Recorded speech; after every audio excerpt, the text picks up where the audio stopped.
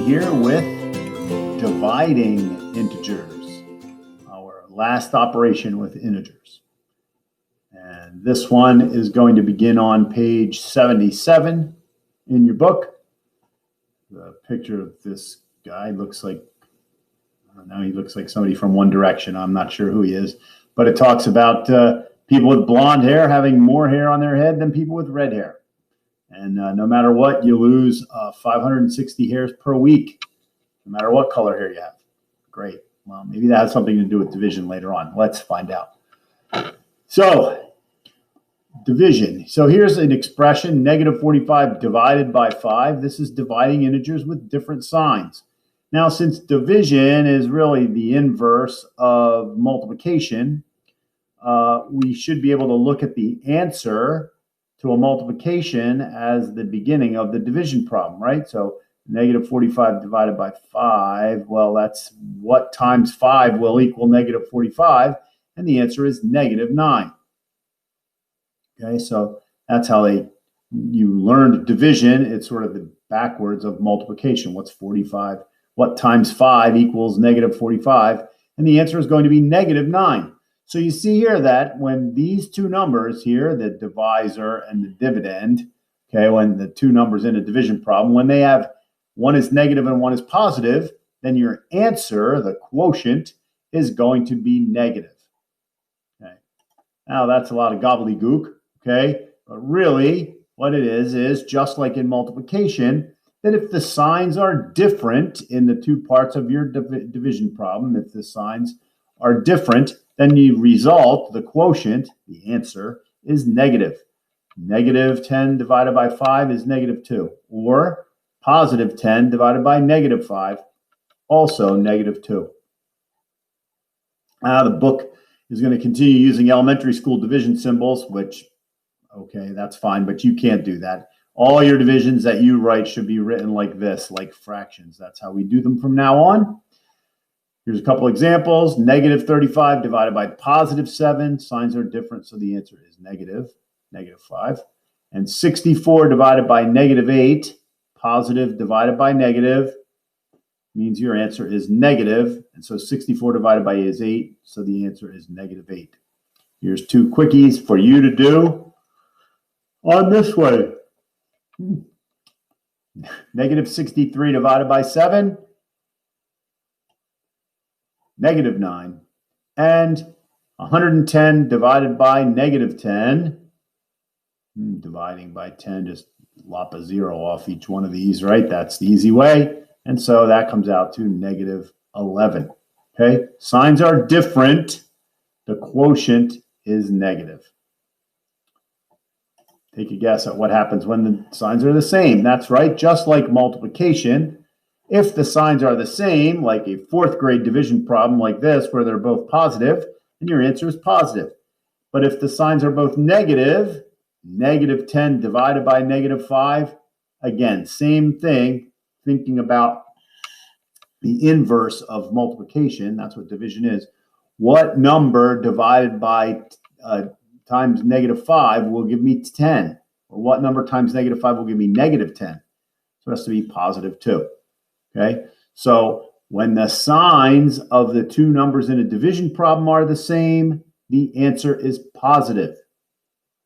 Signs are the same, the answer is positive. So that's what I wrote down here again.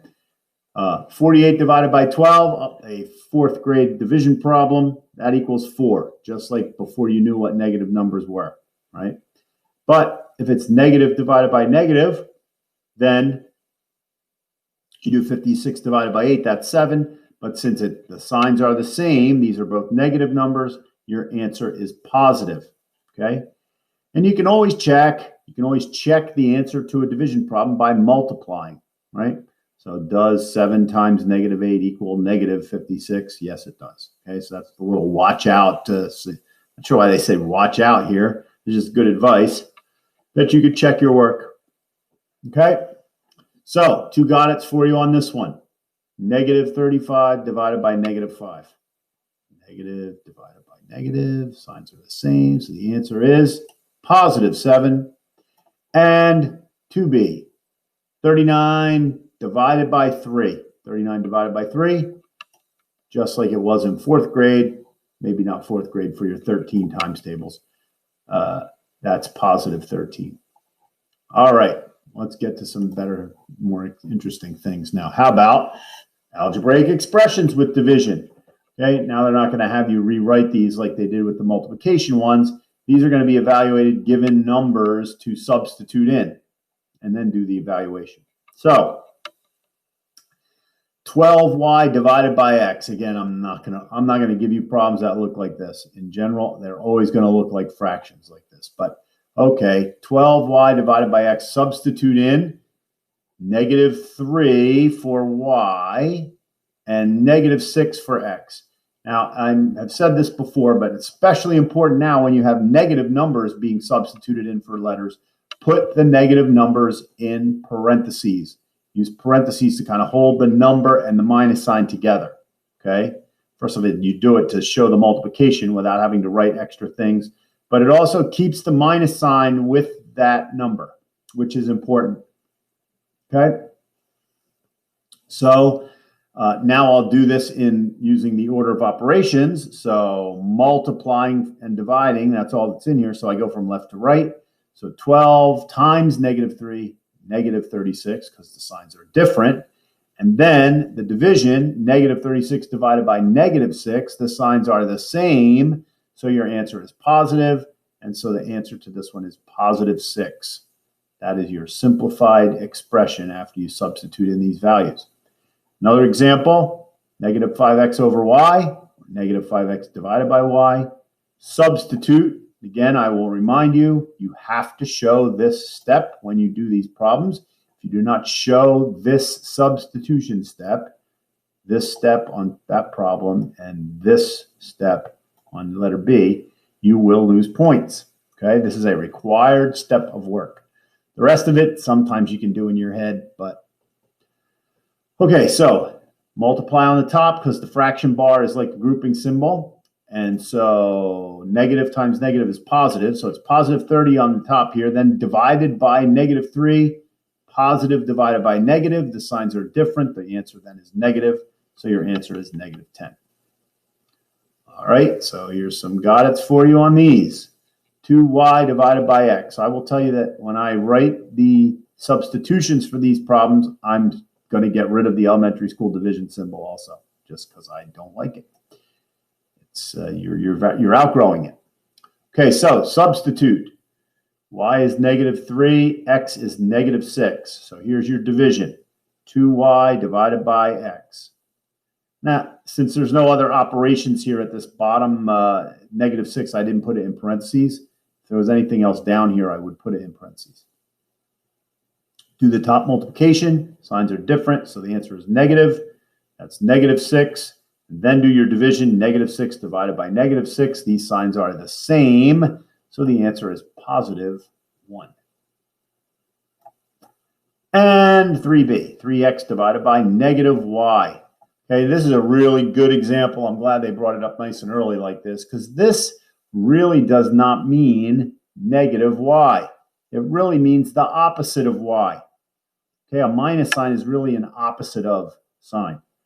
Okay, so you'll see what happens here, because when I do the substitution, the only thing I'm going to do is put in -6 in here for x and -3 in here for y, and I'm not going to change anything else.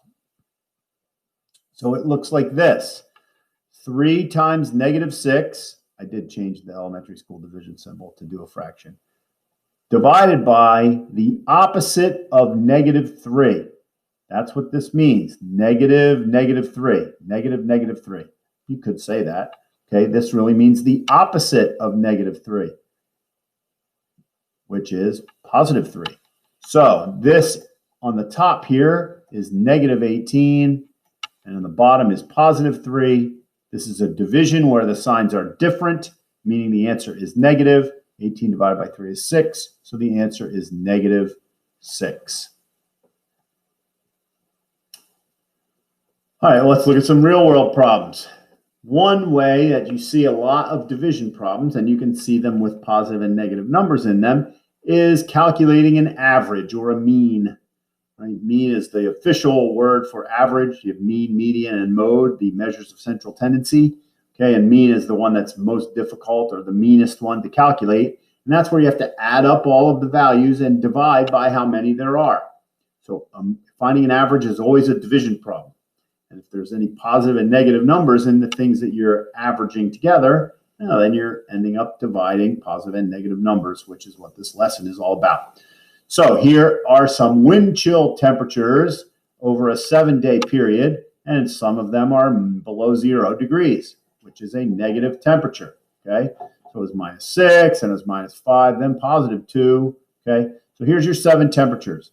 And the question is to find the mean, find the average, and interpret the quotient, which is the answer, okay? Interpret what the average means. So you add up all these numbers. So we write them all on top of a fraction, okay, because it's a division problem. We add up all of the values, and then we divide by how many values there are. There are 7 of them. Now, adding up a bunch of numbers like this, the easiest way to do this is to kind of combine them into things that are easy, okay, if you can see that. Or you could just go plotting along from left to right. -6 plus -5, -11, plus 2 is -9, plus -10 is -19, plus 1 is -18, plus -9 is -27, plus 6 is -21. You could do it that way. Hopefully all your good single-digit addition and subtraction math facts are quick, and you can do it that way. Okay, or you can combine them together, right? You can maybe combine this -11 and then -10, add all the negatives together first, so you're adding everything. -21, net -30, if you add all the negatives together, and then you have a 2 and a 1 and a 6, that's 9. So -30 plus 9 also gets you to -21. You can use any strategies you want for these. Okay, can't use a calculator. So -21 divided by 7. 21 divided by 7 is 3. The signs are different here. So the answer is -3. That's the average, okay, or the mean.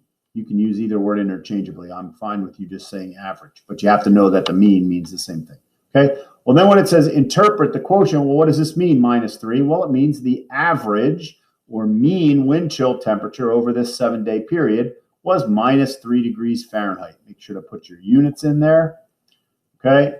And there's your answer, right? -3 degrees Fahrenheit. Cool. So 2 got it problems here to finish out.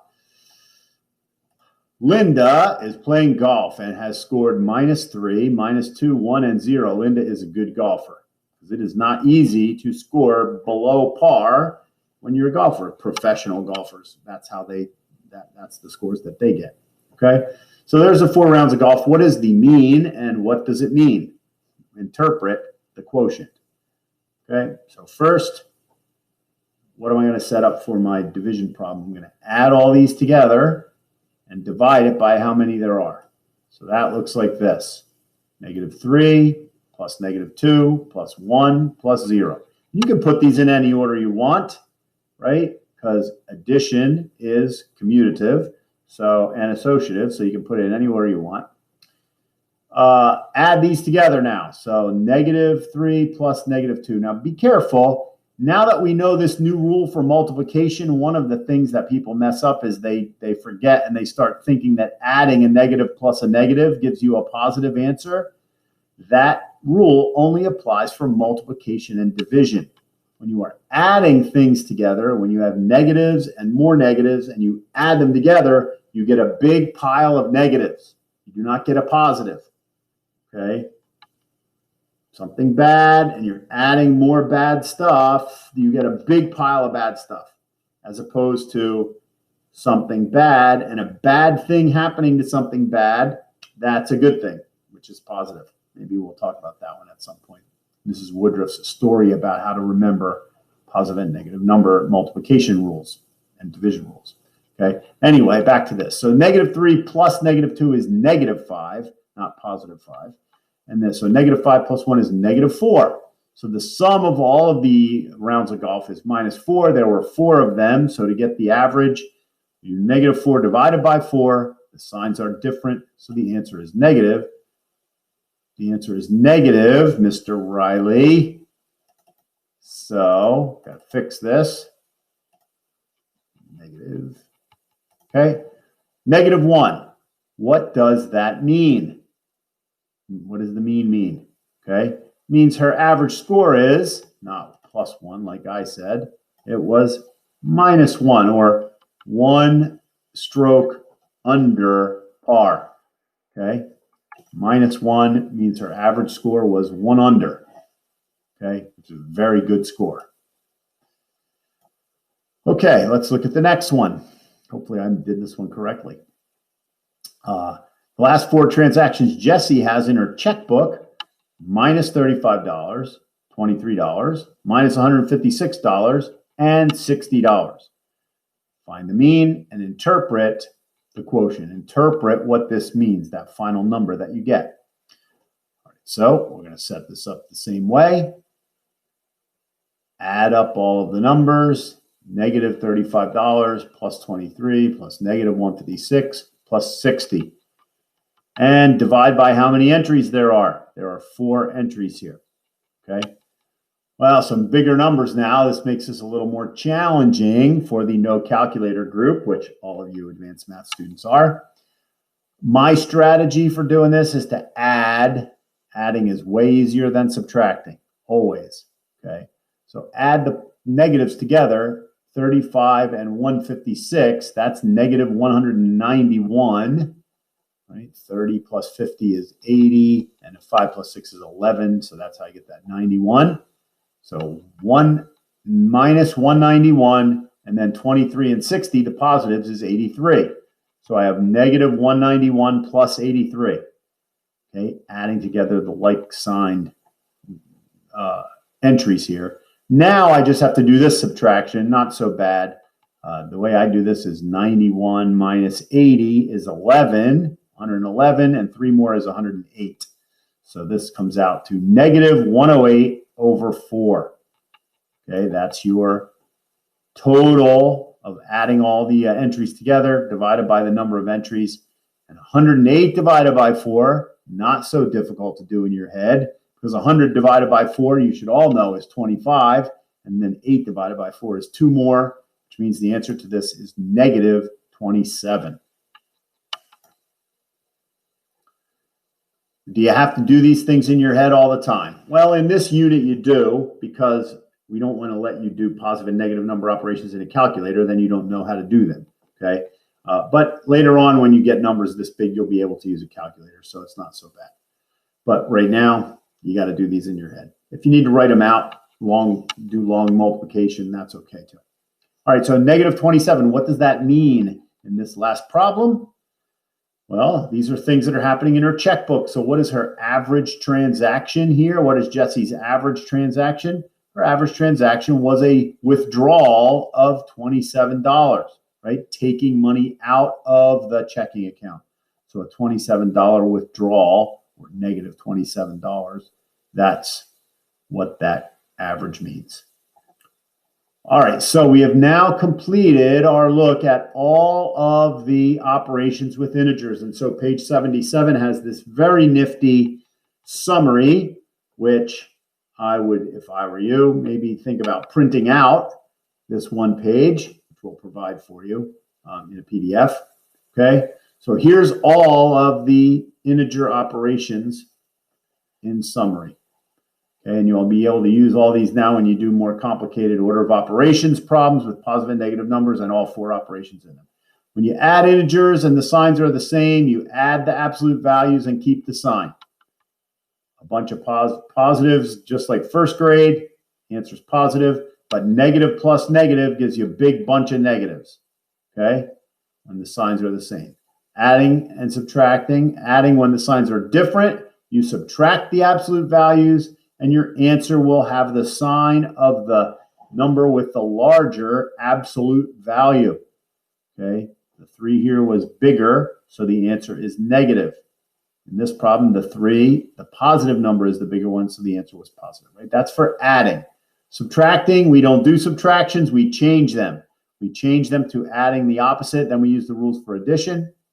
And then today, we've learned the multiplication and division rules. If the signs are the same, then the answer is positive.